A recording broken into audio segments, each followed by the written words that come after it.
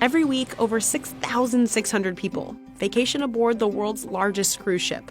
And all those people need to eat 3, 4, 8 times a day. You have to calculate that it's breakfast, lunch, and dinner, plus snacks, plus at night, plus all 24-hour food all around. And that never stops. Ship kitchens run 24/7, manned by a culinary team of more than 1,000 people. They dish out over 30,000 meals every single day. And they do it all from compact kitchens on a rocking ship. So how does all this food make it to the plate? We'll start on the loading dock on a Saturday. This is turnaround day, when all new food is delivered to Deck 2.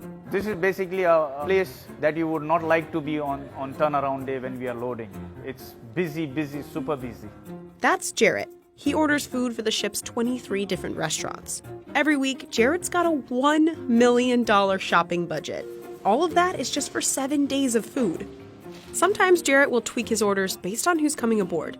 More kids means more chicken fingers. That's how the operation runs. So we monitor it on a daily basis, what has been used, what has not been used, and then we adjust our orders accordingly. But by and large, being in Miami, having the same number of people, it's almost the same every cruise. On turnaround day, 30 trucks arrive at Miami Port. They're carrying 500 pallets worth of inventory, and all that has to be loaded onto the ship by 4 p.m. Any delay in our operation can hamper the sail away of the ship, which is again a big logistic requirement. Over 600,000 pounds of food and drinks are provisioned for just 1 week of sailing. Once on board, everything is moved along the ship's secret highway. This is I-95, and it runs the entire length of the ship, on Deck 2. We separate all the stores to the different locations that they are supposed to go. We have about 20 different storerooms divided into freezers, fridges, walk-in fridges, and rice stores. Seafood, meat, vegetables, and fruit are all divided and stored in separate fridges. If you come towards the end of the cruise, this box will be almost empty with a few fruits that are needed for 2 more days, which we keep as backup stock.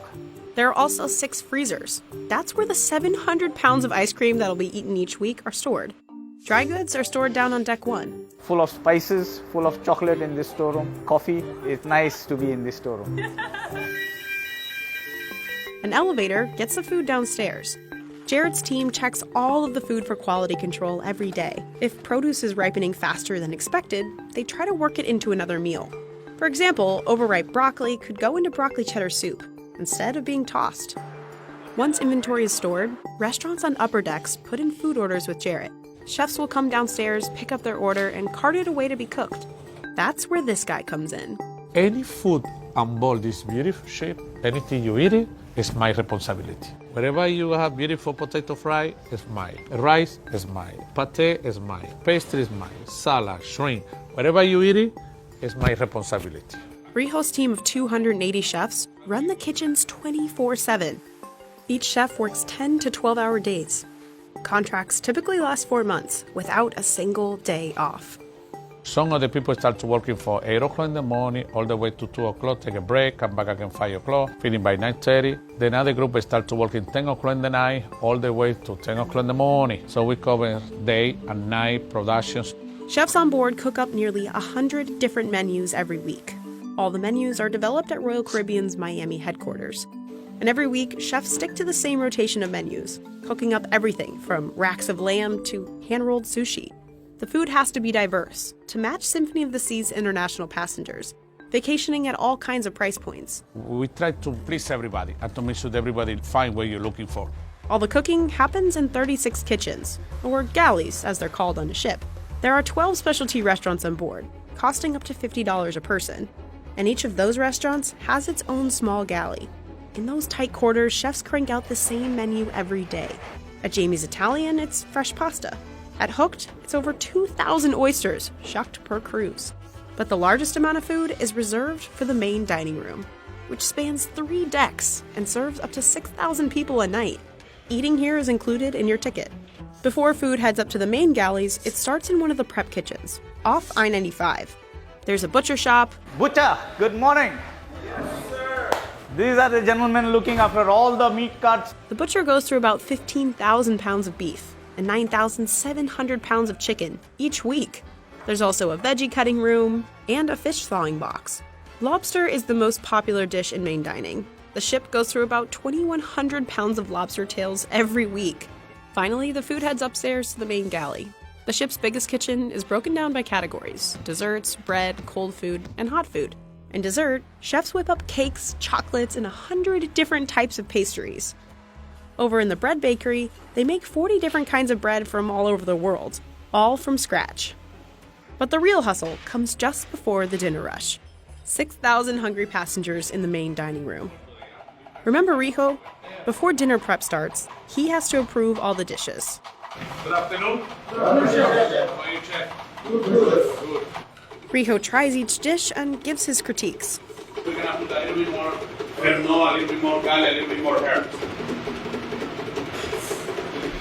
Very, very good. So this is what aioli. Aioli, we need to put a little bit more for today. Huh? You can see, Chef, how we look. Huh? Take a note, don't forget. That's what we're talking about. Right? Beautiful, beautiful. We don't have any challenge, so we're ready to go. Chef, thank you so much, and thank you so much, and look forward to have a beautiful night tonight. Thank you. Have a beautiful day. Bye-bye.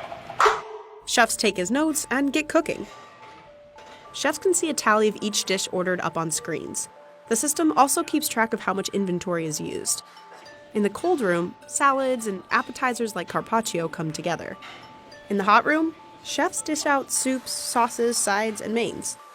We have the two kinds of chefs. Chefs working here on the line, which is close to me, plating up, and chefs on the stove cooking.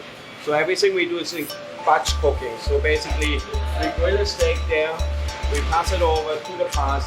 The person on the pass is plating it up to the requested temperature. That means always that the guests are getting fresh food, and from an operational point, we don't have any overproduction.